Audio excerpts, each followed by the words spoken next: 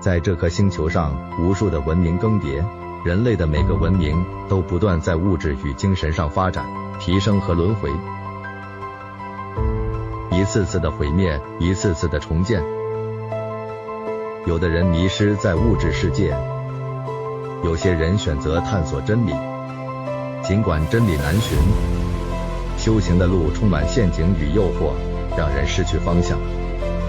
但有些灵性修炼与修行的精髓，如琥珀般被保留了下来。他们在这场大游戏中，在各个文明中，在各个朝代中，因着机缘而出现，也因着各种条件而消失，等待再次的出现。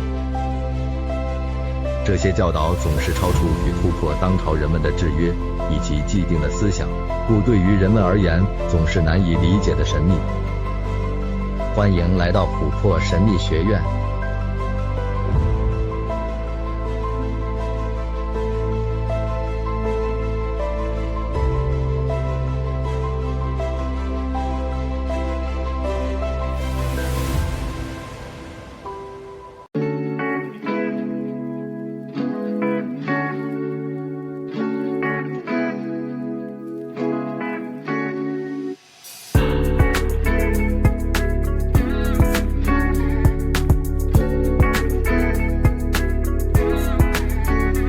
大家好，这里是琥珀神秘学院，我是阿吴。关于观音法门又称作耳根圆通法的课程，我们已经快上完了。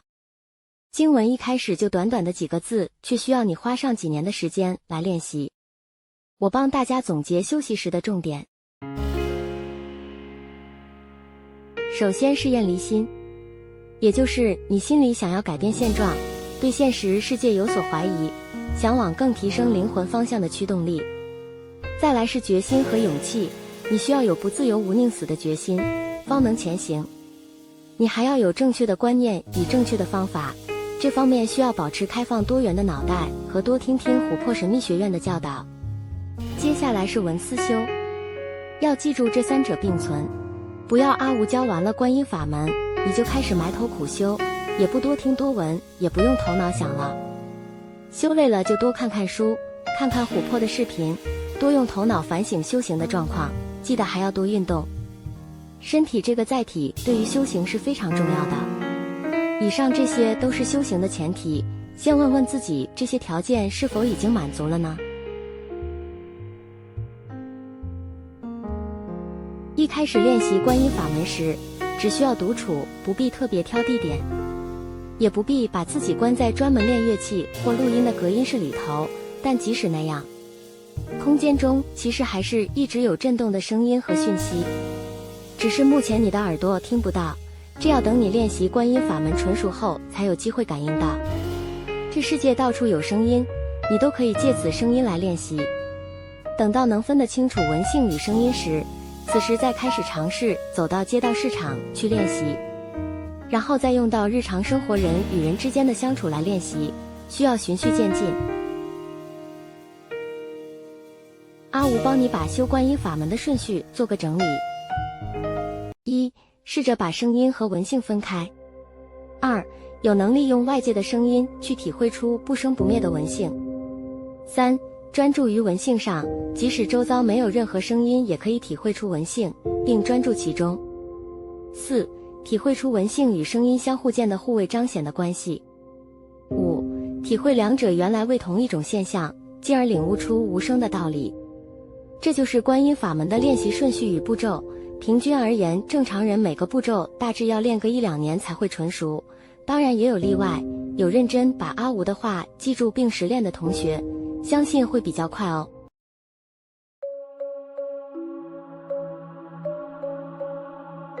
现在我们要来讲更进阶的修行领悟了，但到这里已非语言文字可以去表达的了，至此境界已经杳无人烟了。楞严经有个经典的句子，见见之时，见非是见，见犹离见，见不能及。初次听到的同学一定觉得怎么见来见去的，好像在骂人一样，不知在说什么顺口溜似的。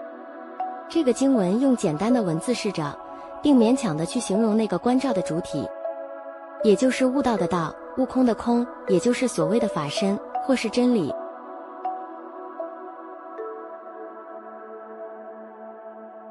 然而这个空无所不在，但既看不到也摸不到，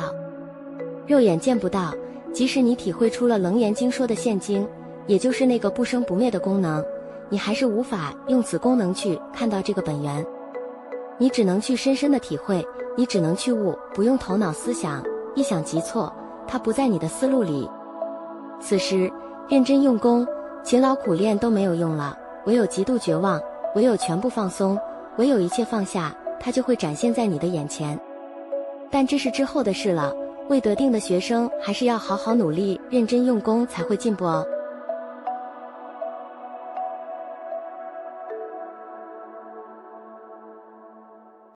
这个经文就是表达此真理无法触及，但你可以利用达到无生法忍的动静，黑白生灭圆融融通的境界，再深一层的，再用更深的神圣二分法则去体会，那就有希望悟出来了。神圣二分法可以运用在修行的各个阶段，因为它就是这个世界通用的法则，只是深浅有所不同而已。如果你精于此道，不只是悟空，整个世界的魔法能量也会在你面前开启，这在之后的课程阿吴会慢慢和大家说明。这个经文见来见去的，好像在骂人似的，其实里面只有两种剑，要清楚哪个剑分别是代表什么。经文第一句见见之时，第一个见是真心本性的展现的功能关照。我们无法看到真心本性，但是我们可以用关照这个真心本性展现出来的功能去追溯到它。第二个见就是我们上节课所讲的无生法忍，这包含了能看见的与所看见的，也就是主体与客体两者因着神圣的二分法则，我们把它们区分开来，又因着神圣的融合法则，我们把它们结合为一。很多法师会把第二个见解释为见经，这并不是很正确。如果解释为见经，那么心物就无法融合了，无法心物一元了。如果这么解释，以实修者而言，那还是差一步骤，还是无法融通。所以大家要记得，这里的第二个见是代表能与所融合的无生境界，这很重要，很多人弄不清楚的地方就是在这里。那么这句话的意思是，这个无生的境界里的所有万事万物被真心本性的功能所关照着。经文的第二句见非是见，第一个见指的是无生法忍境界，第二个见是指真心本性的关照。所以这句话的意思是，无生法忍的这个境界的见还不是真心本性的关照。第三句经文见由离见的意思是，真心本性的功能关照和无生境界还是保持着一定的距离。这里所说的距离不是指我们物理上的距离，而是指维度上的不同，就像2D 和3D 图像那样。3D 包含着2D 的一切，但2D 很难触及到3D，顶多只能用想象的。第四句经文见不能及，说的是万物世界的无生境界还无法触及真心本性的关照，还不是真心本性。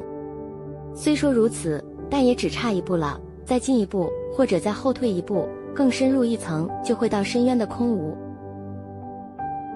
阿吴教大家可以怎么做。当你证到无生法忍后，你可以去感受，既然你知道这个境界生生不息，又也是无生状态这样的圆融，那么是谁知并体会到这个圆融的？那个无法言喻的知道就是道。这是一个双关语，也是一个秘密所在。知就是道，但此知是什么？当然不是你头脑的知喽。此知是什么，就留给大家去细细品味和慢慢去参了。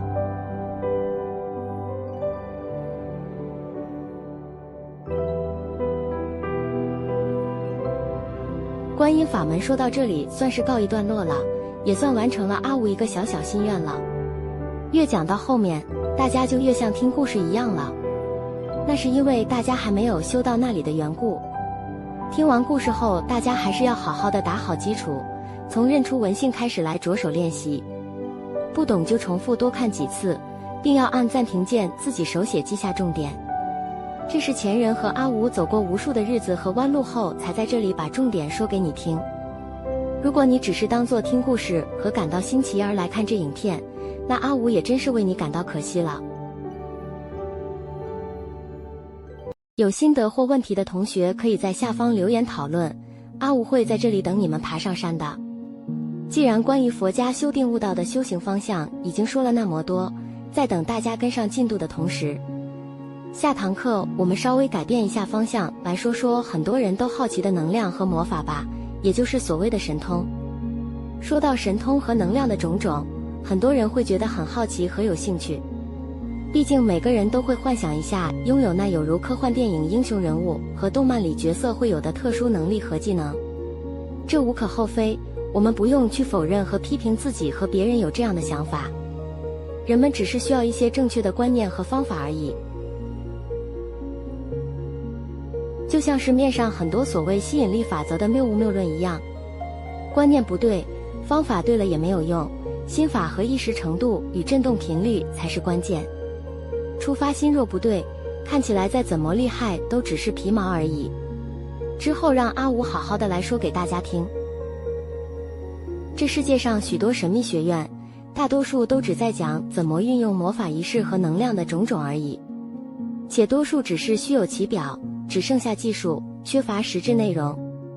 琥珀神秘学院偏偏先跟大家说如何得定，如何悟空。就像这几堂课阿吴教大家的观念和观音法门的实际练习，先说空再谈有，这才是比较稳健的修行顺序，内行的人自然明白阿吴的苦心了。先这样喽，下课了，拜拜。